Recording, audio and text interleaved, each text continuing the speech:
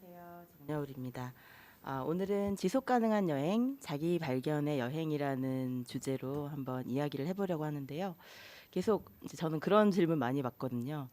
어디가 제일 좋았냐? 예, 여행하면서 어디가 제일 좋았냐는 질문도 많이 받고, 그리고 여행을 하면 힘들기도 한데, 뭐 객수라고도 하고 객고라고도 하잖아요. 힘들기도 할 텐데 이렇게 좀 또 혼자 떠나는 여행도 많이 가고요.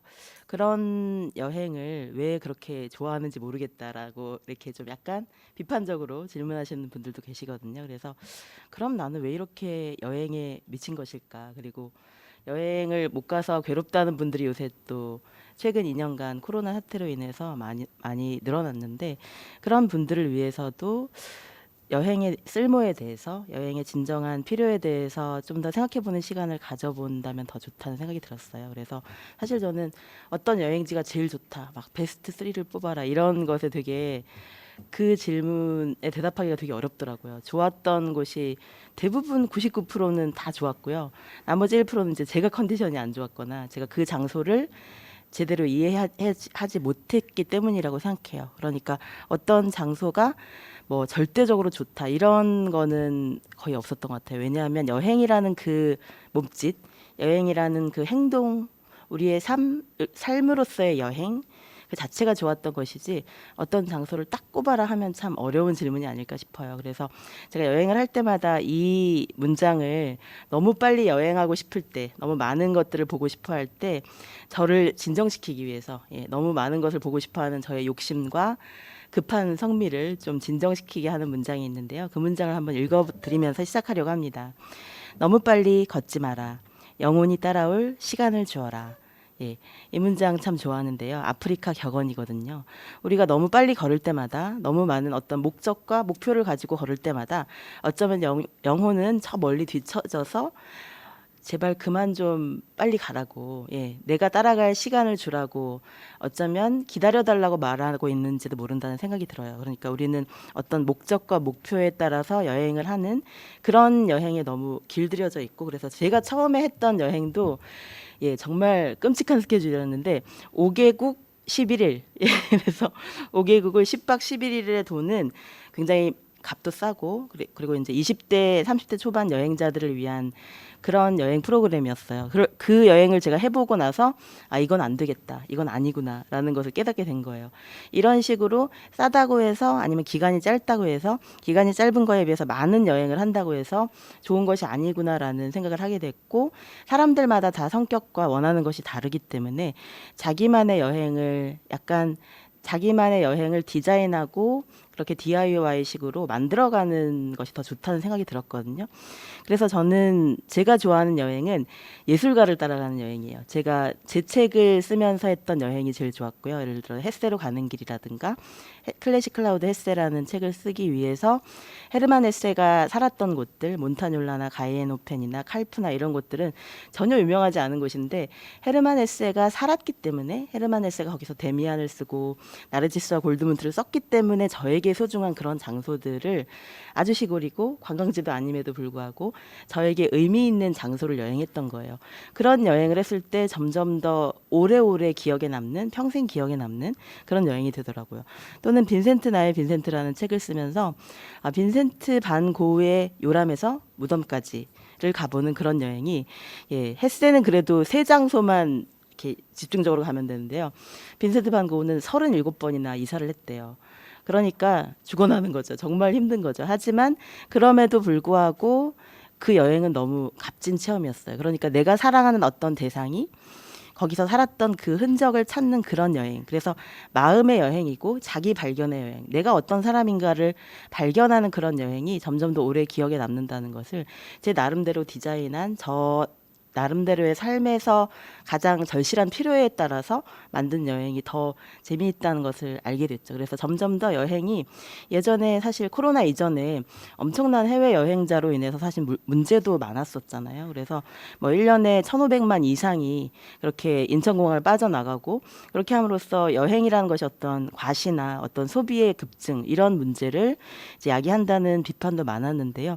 이제는 여행이 양에서 질로, 그러니까 여행을 했다라는 그냥 자랑, 과시, 여기서 그치는 것이 아니라 저는 여행을 한 번도 자랑해 본 적이 없는데 제가 무슨 말만 하면 그게 자랑이냐고 또 오해하시는 분들도 있더라고요. 그래서 그런 뜻이 아니고 여행을 통해서 제 삶이 어떻게 바뀌었는지를 말씀드리는 것이 이 발표의 주제가 될 것 같습니다. 그래서 최근에 여행 문화에 대한 변화를 조금 정리해 봤는데요.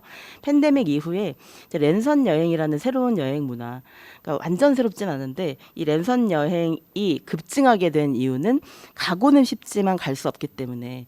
그래서 백신을 맞는다 해도 만약에 그 나라의 사정이 좋지 않는다면 사실 갈 수가 없거든요. 우리가 아무리 백신을 맞고 아무리 열심히 방역을 해도 우리가 가고 싶어하는 그 나라의 상황이 안 좋다면, 예를 들어 지금 브라질 같은 경우는 제가 2년 전에 갔다 왔었거든요.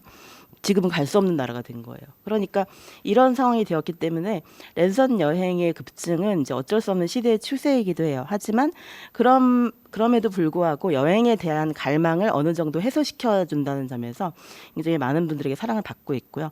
또 온라인 여행 강연이나 콘텐츠를 제작해 달라는 문의가 되게 급증하고 있어요. 그래서 사실은 저는 이제 코로나가 왔으니까 이제 여행에 대한 글쓰기는 그만해도 되겠지라는 생각을, 이제 좀 쉬어도 되겠구나 이 생각을 했었는데 완전히 오판이었던 거죠. 예, 굉장히 많은 문의가 들어오고 여행책을 이제 좀 그만 쓰려고 했는데 더 써달라고 하는 출판사들도 많거든요. 그래서 이게 달라졌구나. 지금 당장 여행을 떠날 수 없다 하더라도 여행에 대한 갈증에 대해서, 그리고 언젠가 한국 같은 경우는 방역 상황이 좋으니까 언젠가는 떠날 수 있다는 희망이 굉장히 크거든요. 그래서 그런 분들을 위한 여행의 설렘과 여행의 희망을 저축하는 그런 의미의 이제 글과 강연을 부탁하는 곳들이 오히려 더 많아졌고요.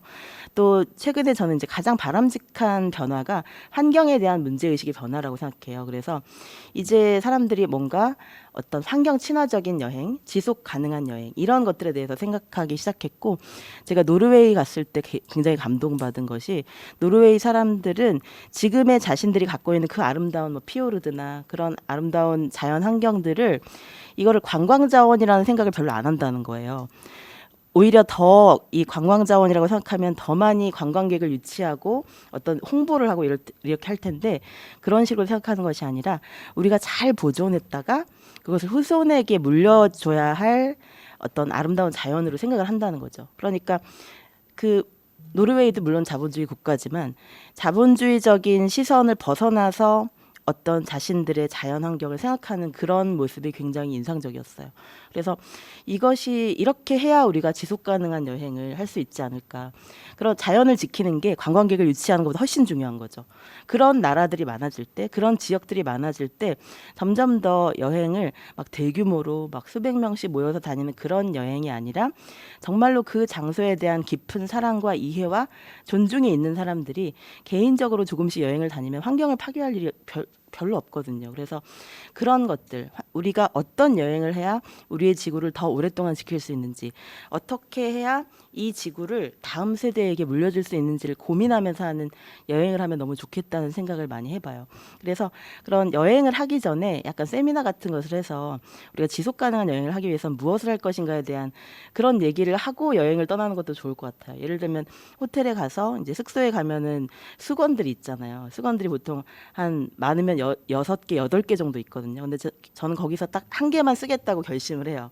왜냐하면 그거를 너무 새하얀 수건이 있으니까 막 다 써보고 싶어요. 그런데 한 개만 쓰겠다고 결심하면 진짜 그 한 개로 충분히 1박 2일을 지낼 수 있고요. 그렇게 하면 그만큼의 물과 세제를 아낄 수 있는 거죠. 그리고 그분들의 청소의 노력도 덜어드릴 수가 있는 거예요.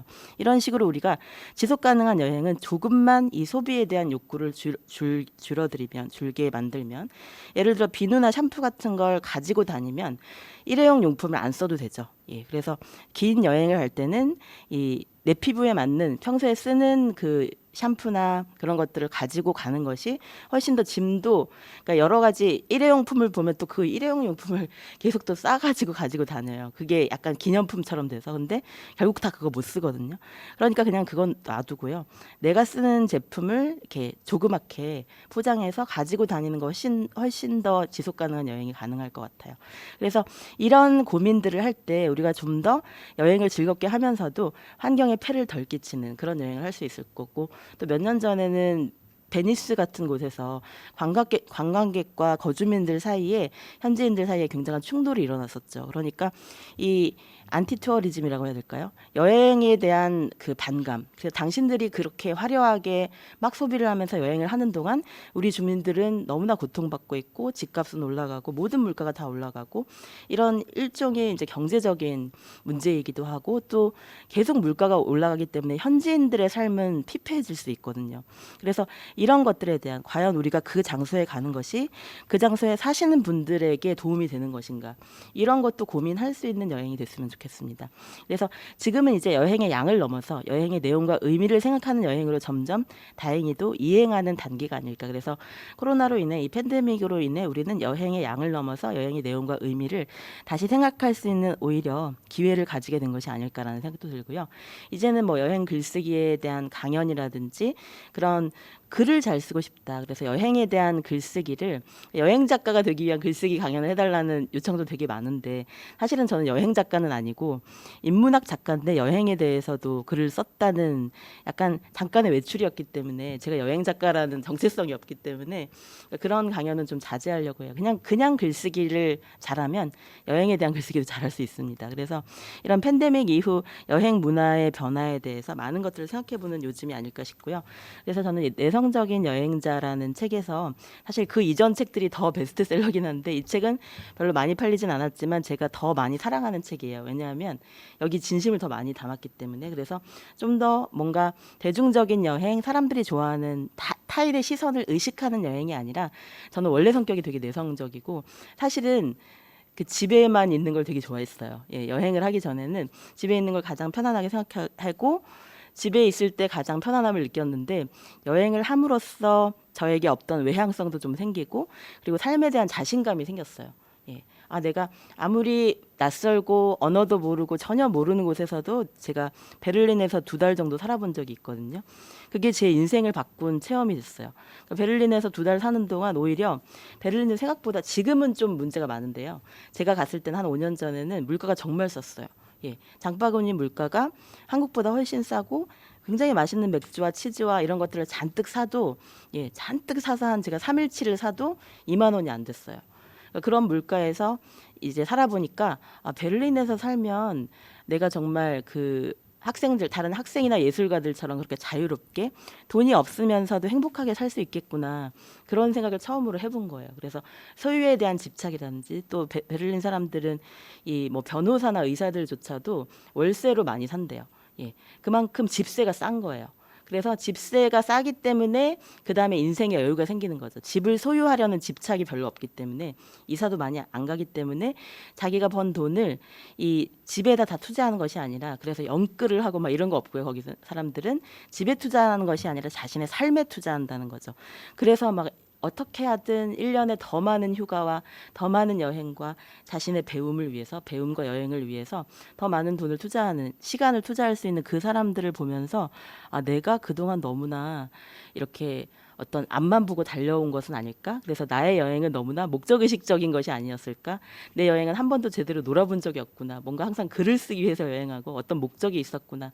이런 반성도 해볼 수 있는 시간이었어요. 그래서 어떤 장소에 가는 것이 뭔가 저는 공부를 하기 위한 여행, 뭔가 글을 쓰기 위한 여행일 때가 대부분이었는데 정말로 베를린에서 2달 정도 살아보니까 그냥 살아보는 사람의 그 여유로움이 생기더라고요.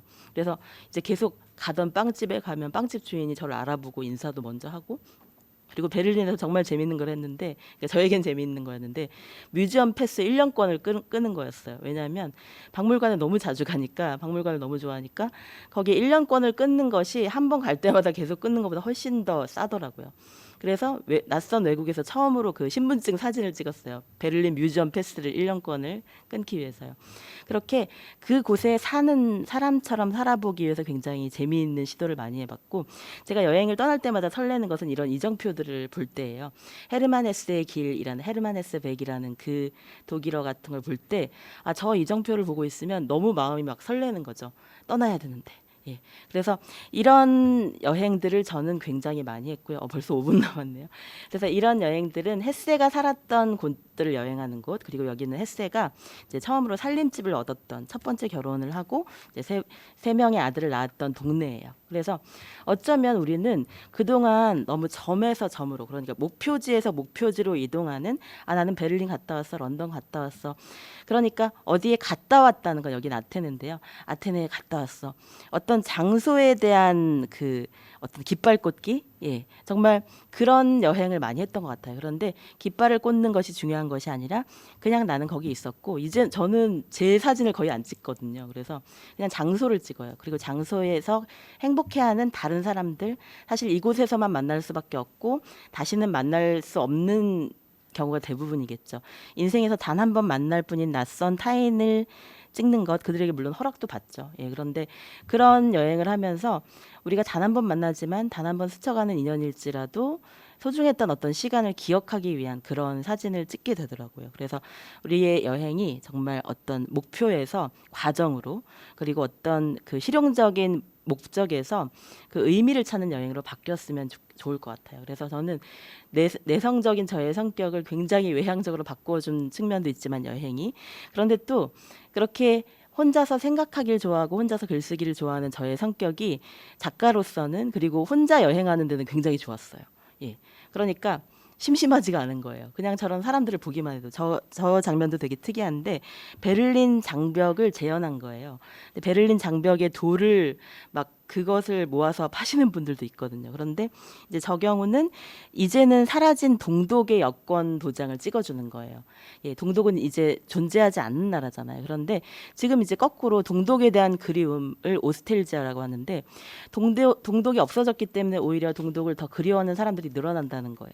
그래서 그 사람들의 어떤 욕구를 충족시켜주기 위해서 저런 노스텔지아, 예, 노스텔지아 산업이라고도 할 수 있겠죠. 그래서 그 동독의 여권을 찍어주면서 그걸 또 1유로씩 받아요. 그런 모습도 있더라고요. 그래서 아, 사람들은 어쩌면 장소만을 여행하는 것이 아니라 시간을 여행하고 있구나. 그래서 우리가 유럽을 좋아하는 이유 중에 하나도 10년 전에 있었던 장소가 지금 가면 또 있거든요. 예. 그래서 우리는 너무 많은 저기 대형 도서관이고요. 이런 것들이 제가 갔던 곳을 또 갔을 때 더 좋았어요. 왜냐하면 많이 변화하지 않으니까. 한국은 너무 빨리 변화하는 곳이기 때문에 좀 더 변화하지 않는 곳, 내가 사랑했던 곳이 그대로 남아있는 그런 시간 여행, 과거로의 시간 여행을 하고 싶어 한다는 것도 그런 생각이 들었어요. 그래서 글쓰기는 저에게 내성적인 사람의 간절한 무기라고 생각하는데, 여행을 통해서 여러분들이 글쓰기를 하시면, 물론 모두가 막 여행 작가가 되라 이런 뜻이 아니고, 여행의 사진을 찍는 대신 글쓰기를 한번 해보시면 새로운 체험을 할 수 있다는 거예요. 왜냐하면 그거는, 사진이라는 것은 누구나 찍을 수 있잖아요. 그런데 글쓰기는 정성이 필요하거든요. 그러면서 나의 여행에 대해서 아주 가치 있는 의미 부여를 하게 되는 그런 것이 글쓰기를 통해서 가능해지는 것 같아요. 그래서 저는 여행이라는 게 정말로 진정으로 끝나는 것은, 내가 그 장소에 대한 글을 한 편 썼을 때, 아, 나에게 베를린은, 나에게 런던은 이런 의미로 남았구나. 그래서 글쓰기를 통해서 나의 여행의 의미를 발견하고 창조하는 그런 시간을 가진다면 너무나 좋을 것 같아요. 예, 그게 일기장에 써도 좋고, 뭐 블로그에 써도 좋고, 아무데나 써도 좋으니까 여러분들이 사진을 10장 찍을 시간에 사진을 한 장만 찍고 메모를 좀 해보셨으면 좋겠어요. 더욱 의미를 생각하는 여행이 되고 자기 발견의 여행이 되지 않을까 싶습니다. 그래서 때로는 길을 잃을 자유도 필요하거든요. 저게 이제 고흐가 살고 있었던 아를인데요. 저런 곳에 가면 고흐가 걸었던 길, 고흐가 그림을 그렸던 장소에 대해서 저렇게, 이게 땅바닥이에요. 예, 땅바닥에 저런 표가 붙어 있어요. 저곳을 볼 때마다 아, 여기가 고흐가 밟았던 땅이구나. 고흐가 여기를 지나가면서 무슨 생각을 했겠구나. 이 생각을 하면서 우리는 만날 수는 없지만 우리가 사랑하는 대상에 대해서, 예, 그런 시간 여행을 떠날 수 있다는 이런 생각을 할 때 그 여행이 더 오랫동안 마음속에 기억되는 그런 여행이 될 수 있을 것 같아요. 그래서 여러분들이 가치를 부여하는 여행, 의미를 창조하는 여행, 그리고 내 삶을 더욱 풍요롭게 만드는 그런 여행을 하시려면 조금 더 기억을 이미지 중심이 아니라 글 중심으로 해보시면 좋을 것 같아요. 예, 그렇게 해서 저분은 이제 고흐가 그때 귀를 자르고 누워있던 요양원에서, 그 요양원이 만약에 그냥 고흐가 갔던 곳이 아니라면 지금은 철거됐거나 다른 건물이 됐을 거예요. 그런데 고흐가 저기서 귀를 자른 채 홀로 고통스러워하면서 요양원에서 누워 있던 그 자리였기 때문에 차마 이 사람들이 철거를 못한 거예요. 그래서 여기가 이제 고흐 관광지가 됐어요.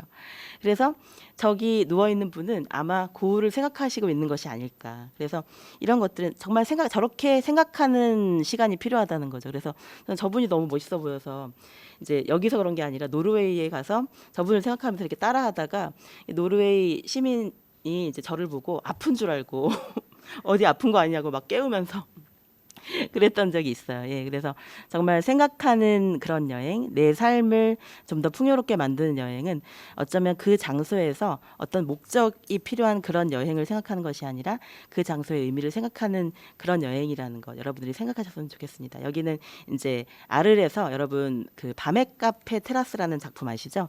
거기에서 아르에서 고흐가 그 그림을 그렸던 장소예요. 예, 이런 장소에 가는 걸 저는 너무 좋아하고 앞으로도 이런 여행을 계속 할 수 있도록 언젠가는 팬데믹이 끝나고 또 많은 분들이 진정으로 자신의 자유와 사랑과 희망을 찾아 떠나는 그런 여행을 하셨으면 좋겠습니다. 감사합니다.